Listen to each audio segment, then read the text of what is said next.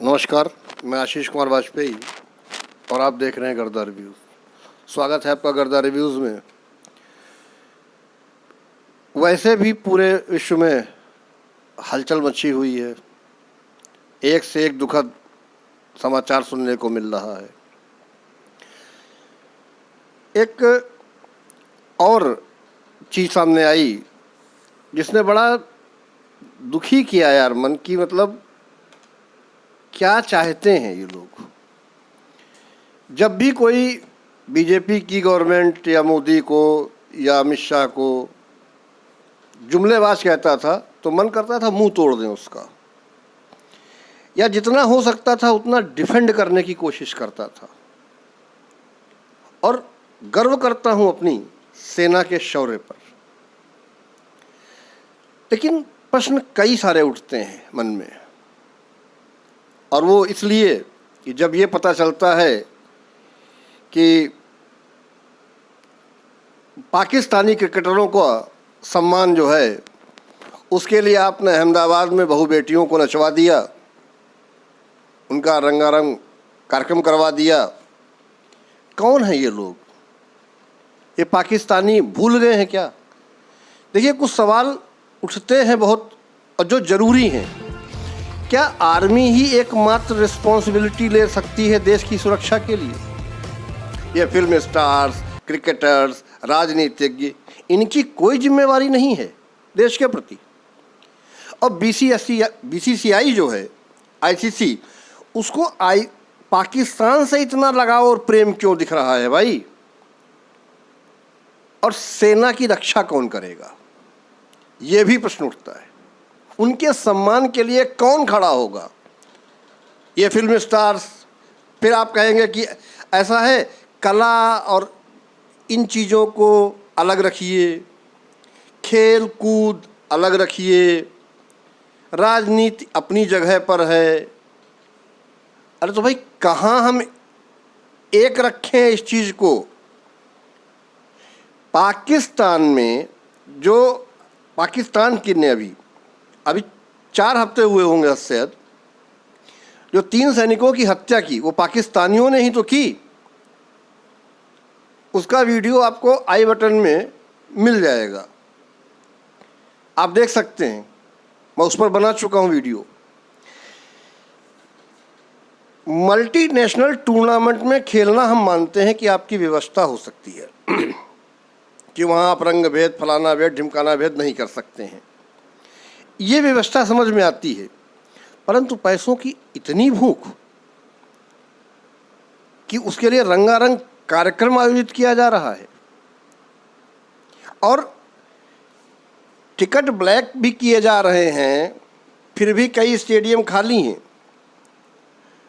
और सबसे बड़ी देखिए, आप अपने ही मैदानों पर मजहबी, देश विरोधी विचारों को कैसे पनपने दे रहे हैं।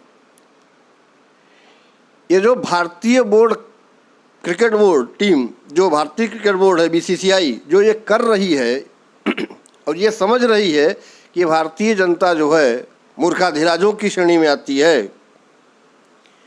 भाई, इन्होंने पाकिस्तानी क्रिकेटरों के स्वागत में क्या क्या नहीं किया। मैंने बताया, नृत्य करवाया। एक सवाल इन 4 लोगों से भी है, वो चाहे रोजर बिन्नी हो, चाहे हेमांग अमीन हो। राजीव शुक्ला तो पुराने चाटने वालों में से हैं, उनको तो दशकों हो गए चाटते हुए।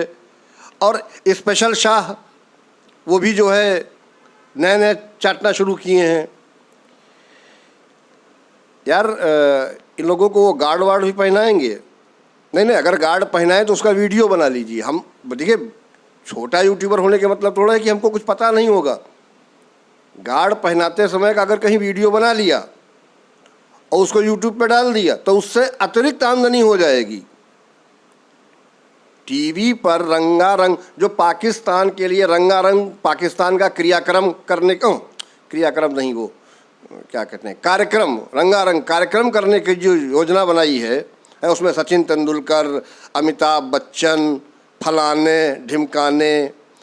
अच्छा, एक सबसे पहला सवाल तो यही उठता है कि ये जो पाकिस्तान के लिए किया जा रहा है, जो रंगारंग क्रियाक्रम उनका किया जा रहा है, तो ये क्या उद्घाटन समारोह है? तो जो अब तक टीमें मैच खेल रही थी, ये क्या कर रही थी? मूली उखाड़ रही थी। भाई ये टीमें नहीं हैं जो अब तक खेली हैं। 13 तक जो टीमें खेलेंगी उनके सम्मान में आपने ऐसे कोई कार्यक्रम करवाए थे क्या? पाकिस्तान से विशेष प्रेम है आपको? पैसा 14 को जो ये रंगारंग क्रियाक्रम है पाकिस्तान का, इससे टीवी से करोड़ों मिलेंगे। हैदराबाद की नौटंकी देखिए क्या थी। और सबसे बड़ी चीज़ ये, कैसे एक चिरकुट पाकिस्तानी क्रिकेटर रिजवान को नमाज पढ़ने के लिए जो है मैदान में खुला छोड़ दिया गया। धोनी को भूल गए क्या? धोनी के ग्लव्स उतरवा लिए गए थे, उसमें सेना का ब्रोशर तो लगा हुआ था, वो ब्रश लगा हुआ था, आपने ग्लव्स उतरवा दिए। तब आईसीसी और बीसीसीआई को समझ में तब नहीं बोले कुछ। लेकिन रिजवान जो है चिरकुट वो नमाज पढ़ रहा, अदा कर रहा है हैदराबाद के अंदर।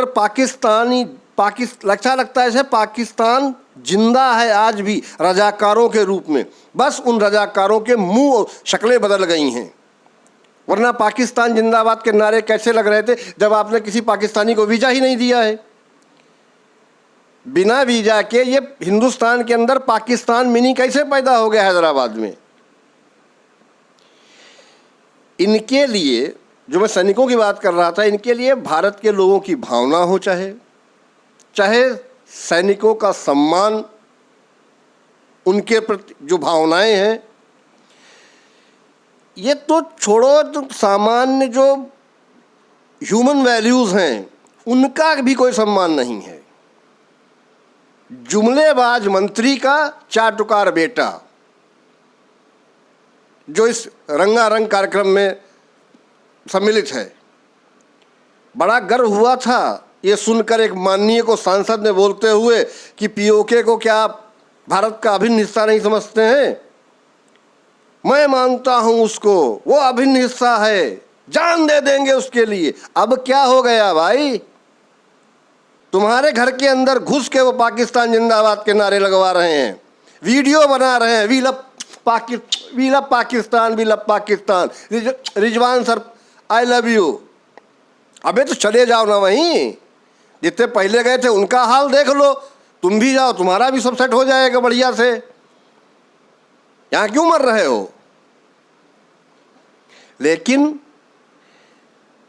अब हमें तो कहना नहीं चाहिए, ये भी लगता है कि कहीं 14 तारीख को ऐसा न हो कि इंडिया जो है पाकिस्तान से मैच हार जाए। भाई उससे तो और कमाई होगी, पाकिस्तान का रेट और बढ़ जाएगा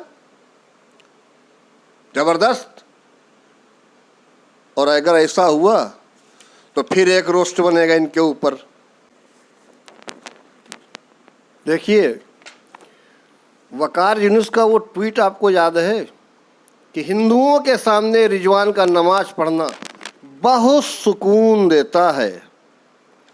शोएब अख्तर का वो इंटरव्यू याद है जिसमें उसने कहा कि मैं सचिन को पिच पर ही मार डालना चाहता था। इसके बाद भी अगर आप पाकिस्तानियों के आगे नतमस्तक ही नहीं कहना चाहिए, बिछे जा रहे हो, लेटे जा रहे हो, कहीं जाके डूब मरो यार। तुम्हें न देश की चिंता है, न देश के सैनिकों के सम्मान की चिंता है? और इन्हीं वकार यूनुस, ये फलाने और ढिमकानों को बुला करके आप अपने टीवी चैनलों पर बुलाएंगे, पे करेंगे। अरे इन सबको उनके हाल पर छोड़ दो, ये अपने देश में बैठ के अपने टीवी चैनलों पर एंकरिंग करें वहाँ से। इनको हिंदुस्तान में घुसने देने की कोई आवश्यकता नहीं है। इन चमन भूतियों को बैन करो। अब आप कहेंगे तो अब मेरी सुनिए, खिलाड़ी खेल खेलेंगे, ये हिंदी फिल्म इंडस्ट्री, बॉलीवुड, जिसको कराचीवुड भी कहते हैं, ये पठान जैसी फिल्म बनाएगा, जनता मैच देखेगी और देशद्रोही पाकिस्तान जिंदाबाद के नारे लगाएंगे। मिलते हैं आपसे किसी अगले वीडियो में। जुड़ने के लिए आभार, धन्यवाद।